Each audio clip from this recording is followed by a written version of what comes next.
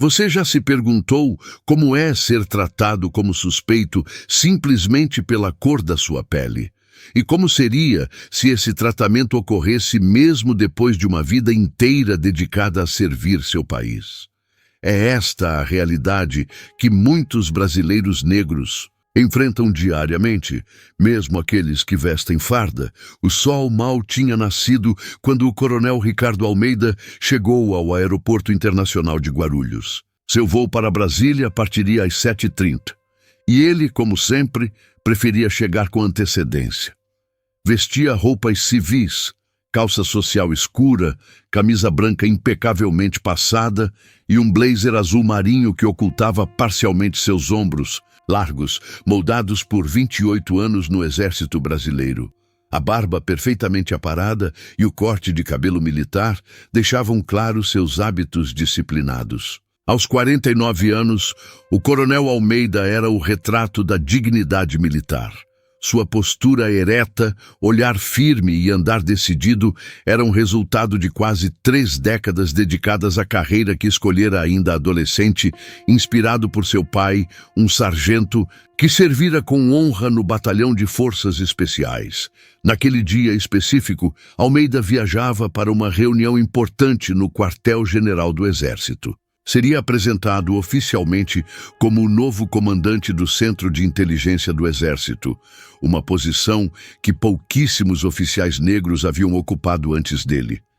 Era, sem dúvida, o auge de sua carreira, construída com esforço dobrado e excelência inquestionável em cada posto ocupado. Ele caminhava tranquilamente pelo saguão do aeroporto, puxando sua pequena mala de rodinhas com apenas o essencial para 2 dias na capital federal. Seu telefone vibrou no bolso.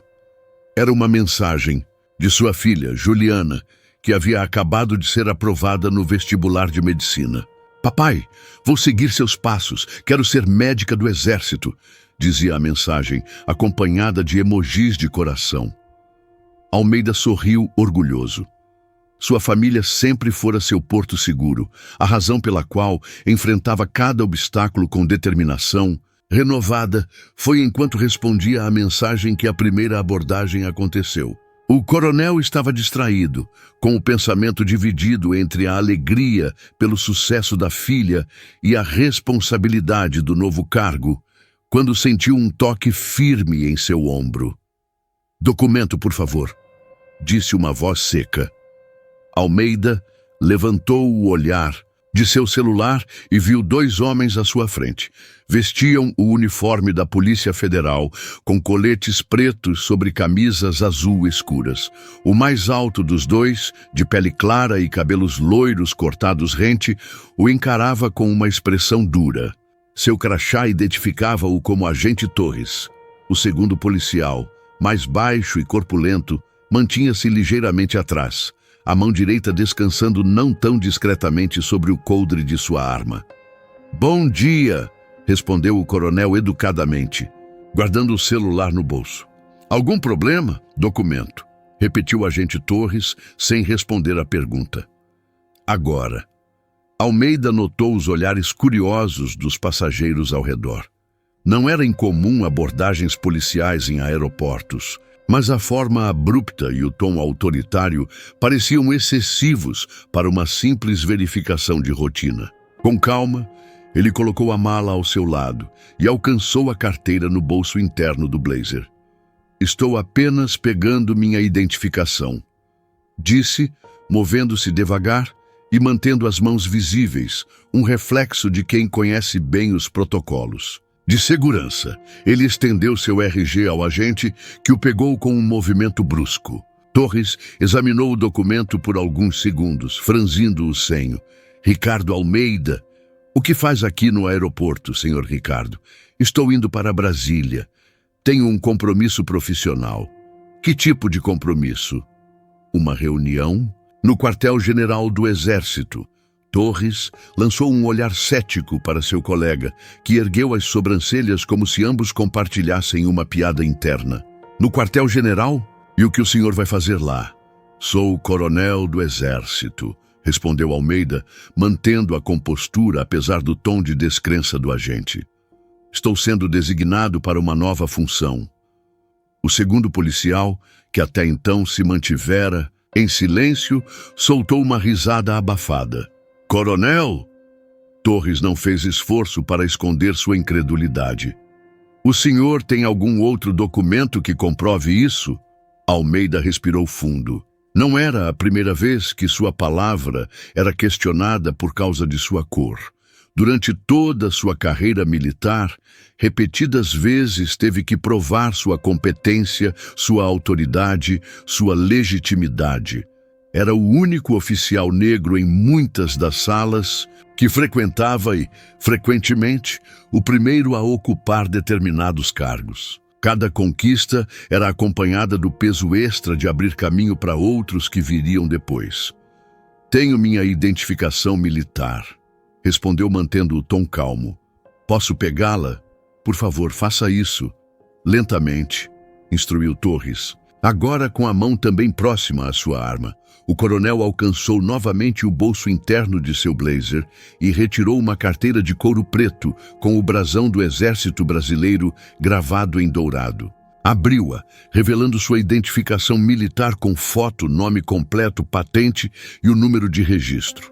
Torres pegou a identificação e a examinou por vários segundos, seu rosto gradualmente perdendo a expressão de desdém. Passou o documento para seu colega, que também o inspecionou com crescente desconforto. Isso não prova nada, disse Torres, devolvendo a identificação, mas seu tom havia perdido parte da confiança anterior. Vamos precisar verificar esta informação. Por favor, acompanhe-nos até a sala de segurança. Por qual motivo? Questionou Almeida. Apresentei meus documentos oficiais. Qual é a suspeita contra mim? Senhor, estamos apenas seguindo protocolos de segurança, respondeu o agente, agora um pouco menos agressivo. Temos informações sobre documentos falsificados circulando e precisamos confirmar a autenticidade da sua identificação.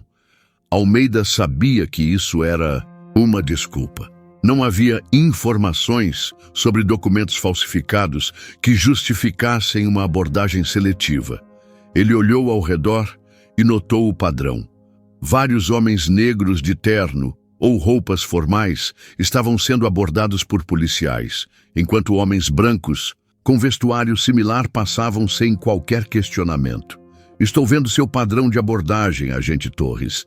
Isso se chama filtragem racial e é ilegal. O coronel falou com firmeza, mas sem elevar a voz.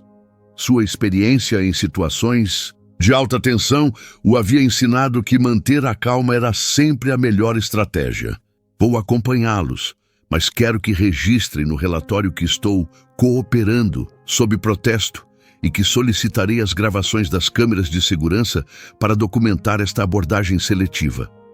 Torres enrijeceu a postura, mas antes que pudesse responder, o policial mais baixo tocou seu braço como se sugerindo cautela.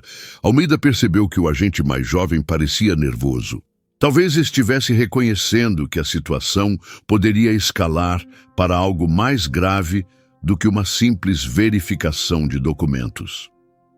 É apenas procedimento padrão, senhor, disse o segundo policial, falando pela primeira vez.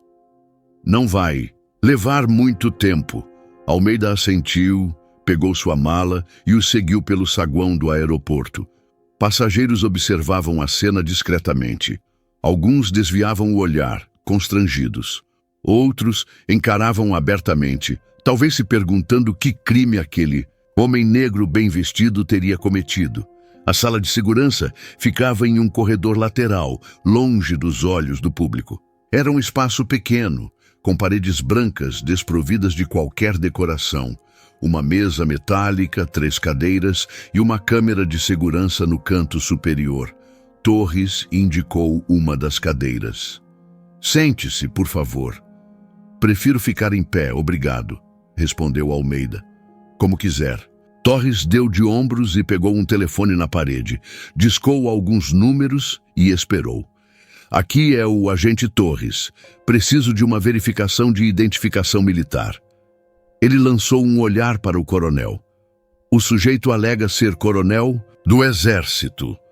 A escolha da palavra alega não passou despercebida por Almeida, que cruzou os braços e manteve-se em silêncio. Anos de enfrentar preconceitos velados e explícitos haviam-lhe ensinado a escolher suas batalhas. Aquela era uma situação em que deixaria os fatos falarem por si. Enquanto Torres conversava ao telefone, o outro policial, cujo crachá identificava como agente Silva, mantinha-se em um canto da sala, visivelmente desconfortável. Seus olhos alternavam entre o chão e o coronel, como se quisesse dizer algo, mas não encontrasse as palavras. "Seu voo é para que horas?" perguntou Silva, finalmente em um tom mais amigável. 7h30, respondeu Almeida, checando o relógio. Faltavam 45 minutos. "Espero que esta verificação não me faça perder o embarque." "Não deve demorar", murmurou Silva, lançando um olhar para Torres, que continuava ao telefone. Passaram-se 5 minutos. Torres parecia estar sendo transferido de um departamento para outro. Sua expressão ficava gradualmente mais tensa. Finalmente, depois do que pareceu um longo tempo, ele desligou o telefone. "Qual é o seu número de registro militar completo?" perguntou a Almeida, com menos arrogância que antes. O coronel recitou o número de memória, observando Torres digitá-lo em seu tablet de serviço. O agente tocou a tela algumas vezes, esperou e então seus olhos se arregalaram ligeiramente. Ele olhou para a tela, depois para Almeida e novamente para a tela, como se não acreditasse no que estava vendo. O silêncio na sala tornou-se pesado. "Algum problema, agente Torres?" perguntou Almeida, já sabendo a resposta. Torres não. Respondeu imediatamente. Passou o tablet para Silva, que olhou para a tela e então para o coronel, com uma expressão que misturava surpresa e constrangimento. "Coronel Ricardo Almeida", leu Silva em voz alta, "condecorado com a Ordem do Mérito Militar, designado como novo comandante do Centro de Inteligência do Exército." Torres ajustou a postura, visivelmente desconfortável. "Senhor, parece que houve um mal-entendido", disse ele, esforçando-se para manter a compostura. "Nossas verificações confirmaram sua identidade. O senhor está livre para seguir viagem." "Um mal-entendido?" repetiu Almeida, com uma calma que apenas intensificava a tensão no ambiente. "Agente Torres, não houve mal-entendido algum. Houve uma abordagem baseada em preconceito racial. O senhor viu um homem negro bem vestido no aeroporto e presumiu que ele não poderia ser quem dizia ser." Torres abriu a boca para protestar, mas Almeida ergueu a mão, sinalizando que ainda não havia terminado. "O senhor e seu colega não abordaram nenhum dos homens brancos que passaram por aqui nos últimos 15 minutos. Somente eu e outros homens negros fomos alvo de sua verificação de rotina." Ele fez uma pausa. "Isso não é coincidência, nem mal-entendido. É racismo estrutural e está tão arraigado que talvez o senhor nem perceba que está perpetuando-o." "Coronel, não foi nossa intenção", interveio Silva, parecendo genuinamente constrangido. "Estamos apenas fazendo nosso trabalho." "Sei que estão", respondeu Almeida, "e é exatamente esse o problema. Quando fazer o trabalho significa abordar sistematicamente pessoas negras como suspeitas, independentemente de sua conduta, vestimenta ou posição, não estamos falando de segurança pública. Estamos falando de discriminação institucionalizada." Torres permaneceu em silêncio, seu rosto uma mistura de constrangimento e defesa. "Agora, se me dão licença, tenho um voo para embarcar", concluiu Almeida, ajustando o blazer e pegando sua mala. "E uma reunião importante em Brasília." Ele caminhou até a porta, mas antes de sair, virou-se. "Ah, e agente Torres?" O policial ergueu os olhos, relutante. "Espero que isso sirva como um momento de reflexão. O senhor tem poder em suas mãos.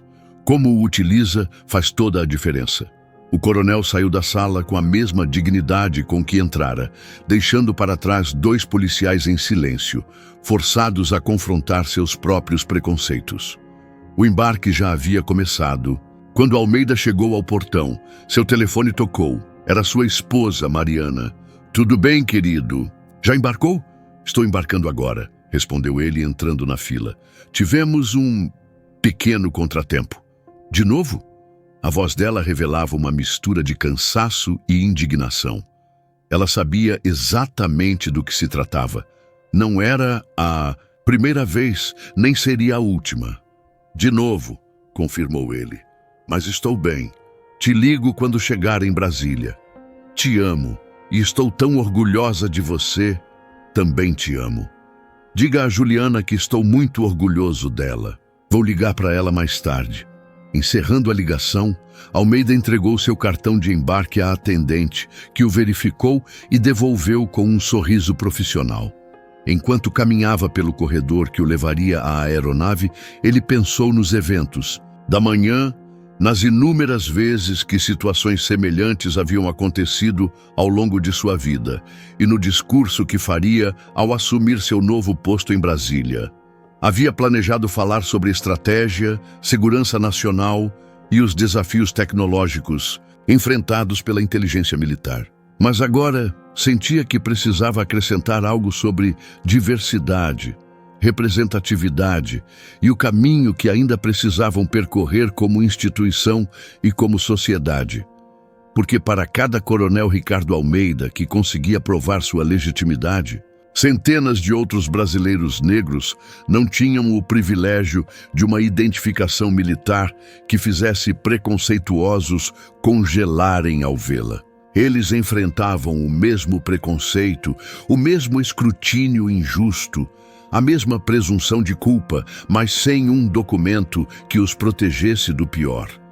Enquanto acomodava-se em seu assento junto à janela, Almeida fez uma promessa silenciosa: usar sua nova posição não apenas para servir ao país, como sempre fizera, mas também para abrir portas e criar oportunidades para que outros como ele pudessem ocupar espaços de poder e influência. Porque a verdadeira mudança viria apenas quando a exceção se tornasse regra, quando um oficial negro de alta patente não fosse mais uma surpresa, quando documentos militares não precisassem ser apresentados para que a dignidade de um ser humano fosse reconhecida.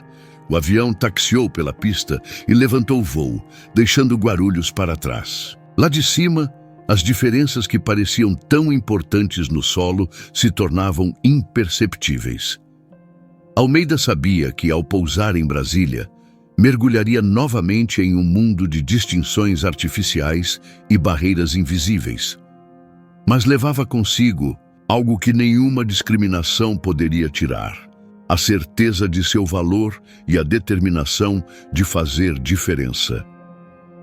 2 horas depois, o coronel Ricardo Almeida desembarcava no Aeroporto Internacional de Brasília. Ao sair pelo portão de desembarque, notou um jovem tenente em uniforme completo, segurando uma placa com seu nome. O rapaz, também negro, bateu continência ao reconhecê-lo.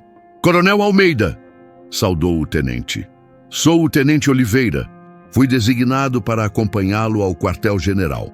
Almeida retribuiu a continência e apertou a mão do jovem oficial. "É um prazer, tenente. Vamos."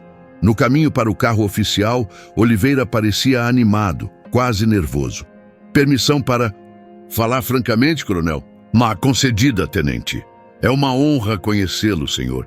O senhor é uma inspiração para muitos de nós." Almeida olhou para o jovem oficial, notando o brilho em seus olhos. Viu nele o mesmo idealismo, a mesma esperança, que ele próprio tinha quando ingressou na carreira militar. "Obrigado, tenente. Mas ainda temos um longo caminho pela frente." "Sim, senhor, mas cada passo conta, não é mesmo?" "Cada passo conta", concordou Almeida, enquanto entravam no carro oficial. O motorista ligou o motor e saíram do aeroporto em direção ao quartel-general do Exército. Almeida olhou pela janela, observando a capital federal com seus monumentos imponentes e a arquitetura que simbolizava um país em constante construção. Como o Brasil, ele também estava em constante processo de reconstrução e redefinição, enfrentando as batalhas necessárias para que, um dia, ninguém mais precisasse provar seu valor baseado na cor de sua pele. A cerimônia de posse no Centro de Inteligência estava marcada para o dia seguinte, mas já naquela tarde ele participaria de reuniões preliminares com o alto comando. Enquanto o carro percorria a esplanada dos ministérios, Almeida repassava mentalmente os pontos que abordaria, as propostas que apresentaria, as mudanças que esperava implementar.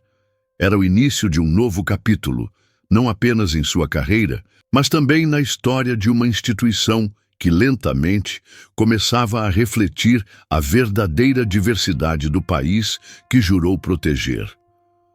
O incidente no aeroporto, embora desagradável, servira como um lembrete da importância de sua jornada e do simbolismo de sua posição. Porque às vezes a mudança começa quando alguém como ele se recusa a ser menos do que é. Um coronel do Exército Brasileiro, prestes a assumir uma das posições mais estratégicas da Força Terrestre, e um homem que, apesar de todos os obstáculos, conquistou seu lugar não por concessão, mas por mérito, e no final das contas, era isso que fazia toda a diferença. O mérito que nenhum preconceito poderia apagar, a excelência que nenhuma discriminação poderia diminuir, a dignidade que nenhuma abordagem racista poderia arrancar. Essa era sua verdadeira identidade, não aquela que precisava ser comprovada por documentos, mas a que se revelava em cada ação, cada decisão, cada passo de uma carreira construída com determinação, competência e integridade. O carro entrou nos portões do quartel-general. 2 soldados bateram continência enquanto passavam. Almeida retribuiu o gesto, sentindo o peso da responsabilidade e, ao mesmo tempo, a leveza de quem sabe exatamente qual caminho seguir. Por mais difícil que fosse, por mais obstáculos que surgissem, ele continuaria avançando, por si mesmo, por sua família, por todos aqueles que viriam depois dele, inspirados por sua trajetória, porque cada passo, como dissera o jovem tenente, realmente contava. E ele estava determinado a fazer cada um deles valer a pena. Ao chegar ao prédio principal, Almeida foi recebido pelo general de divisão Paulo Mendes, um homem de 60 anos, cabelos grisalhos e postura impecável. "Coronel Almeida!" cumprimentou o general estendendo a mão. "Bem-vindo! Estávamos ansiosos por sua chegada." "Obrigado, general. É uma honra estar aqui." "A honra é nossa, coronel. Seu histórico fala por si." O general fez uma pausa, estudando o rosto de Almeida. "Tudo bem com o senhor?" "Parece um pouco tenso." Almeida considerou por um momento mencionar o incidente no aeroporto, mas decidiu contra. "Estou ótimo, senhor. Apenas ansioso para começar. E nós ansiosos para tê-lo conosco. Venha, os outros oficiais estão esperando." Enquanto seguia o general pelos corredores do quartel-general, Almeida deixou para trás o episódio daquela manhã. Haveria tempo para abordar essas questões, para trabalhar por mudanças institucionais que prevenissem situações semelhantes. Mas naquele momento, sua atenção precisava estar focada no que viria a seguir, nas responsabilidades que assumiria, nas decisões que tomaria, na diferença que faria. Porque, no final das contas, era isso que significava ser o Coronel Ricardo Almeida.